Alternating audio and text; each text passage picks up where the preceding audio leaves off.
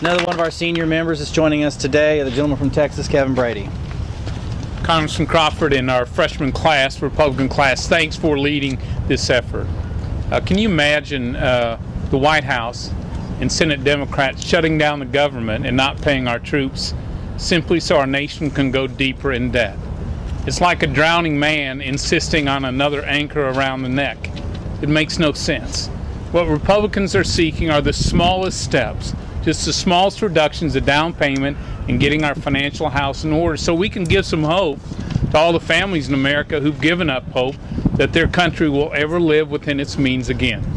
So, Mr. President, you've been absent from this debate a long time.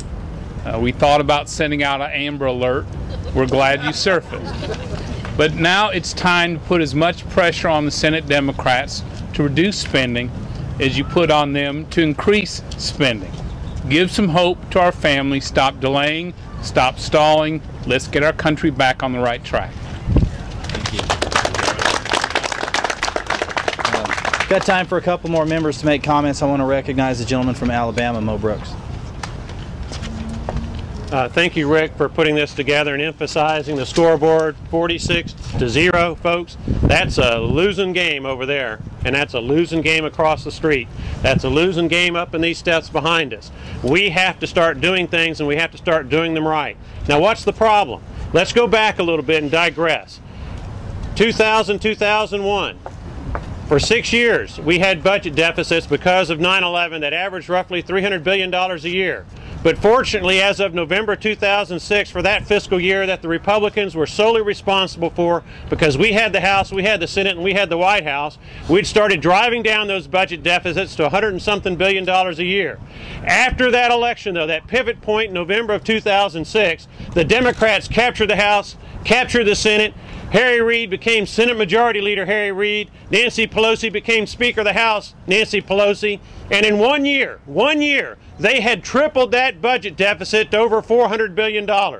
In the ensuing 3 years, including this one, they have given us budget deficits that average over $1.2 trillion a year. Now, what's going to be the end game that they have in store for us? What's going to be the end game for the United States of America? It is insolvency and it is bankruptcy. That is what we're fighting for. We're trying to avoid insolvency, we're trying to avoid bankruptcy, but it's almost like the people across the street want to drive America into insolvency and into bankruptcy. We're on the House side able to do $61 billion in cuts. We wanted to do more, but the Democrats wouldn't let us. They would not let us. Now they're fighting over $61 billion, according to the Democrats, is too much. They want $33 billion or they want $40 billion. If they were truly patriotic Americans, they would have said that the House didn't do enough and we need to do more. But that's not what they're doing. $30 billion a year in deficit reduction is not going to solve the problem. But I want the American people to know that despite the fact that the other side controls the Senate, despite the fact that they control the White House, we're still going to do our best to address this deficit issue as best we can. But please, please, we need your help in November 2012. And that brings us to a major issue. While they want to force us into an insolvency and a national bankruptcy, we want to address the problem. And one has to start thinking, what can they be thinking? What can be their motivation? Well, I'll tell you what their motivation is. They want a government shutdown. They want a government shutdown because their brand was destroyed in last November. The public said this is not the direction to go. And they know that unless something dramatic happens, they're going to lose the Senate and they're going to lose the White House. And they look at history and they see 1995.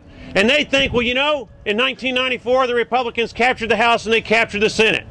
So perhaps, maybe we ought to revisit that shutdown in 1995 because that revitalized the Clinton administration and a lame duck president got reelected in 1996. They want that shutdown because they believe that strategy can be repeated.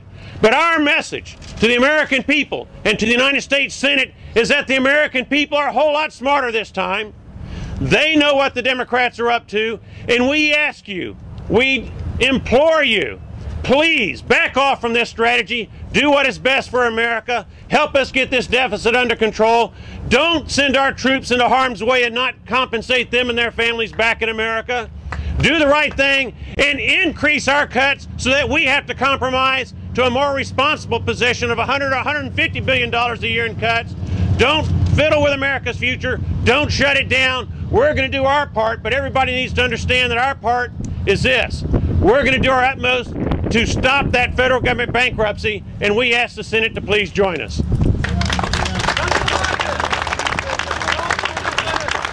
I want to introduce one of our senior members, the gentleman from Texas, Congressman Gohmert. Yeah. Boy, hard to follow that. That's fantastic. That's exactly our heart. The thing is, we have heard for so long from so many people on this side of the Capitol that we don't care about the children. In the last 100 years, there hasn't been a group that came to Washington more caring about the children of America than our new freshmen.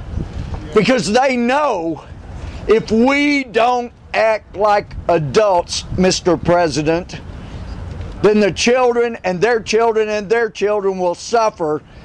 And we, as Ben Franklin said, will become a byword down through the ages. It's time to stop.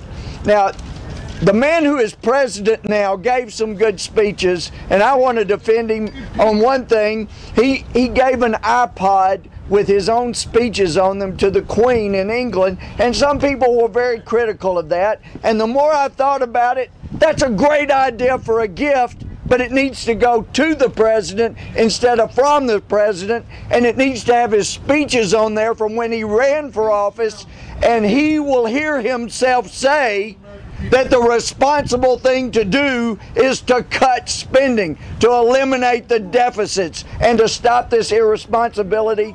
And he also said it's time to lead. If we can remind him of the things that he promised before he got elected, then maybe he'll be motivated to act on them and do the right thing instead of playing games, whether they're in Brazil or somewhere else or here in Washington. It's time to lead, and it's time for the president to do what he promised and to tell Harry Reid, knock off criticizing those guys at the other end of the Capitol. They have been doing their job. You've done nothing. You've accomplished nothing on the Senate end. Now get it done, Harry, so I can sign it and we can save this country for future generations.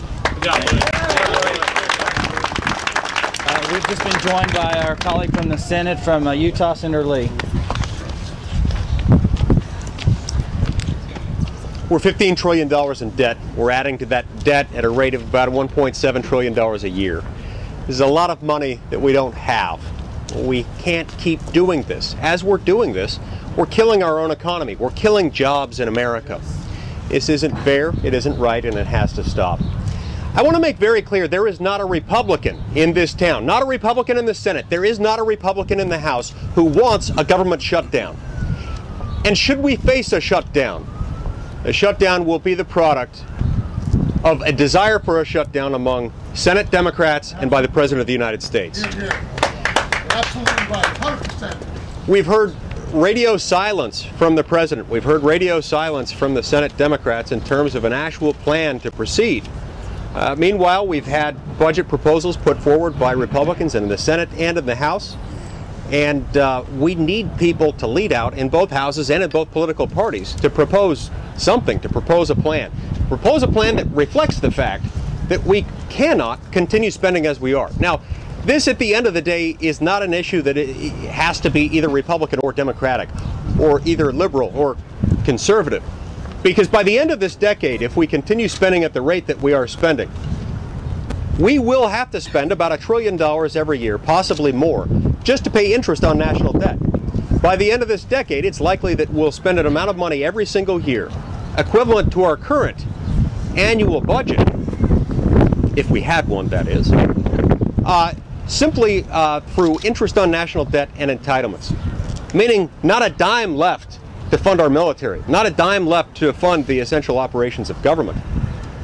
We can't continue doing this. So whether you care most about protecting national defense or care most about protecting this or that government program or this or that entitlement, you should want action by the president. You should want action by Democrats in the Senate. You should want them to propose something that will enable us to adopt the reforms that we need so that we can move forward and so that our government can continue to function and provide the essential services that only it can provide.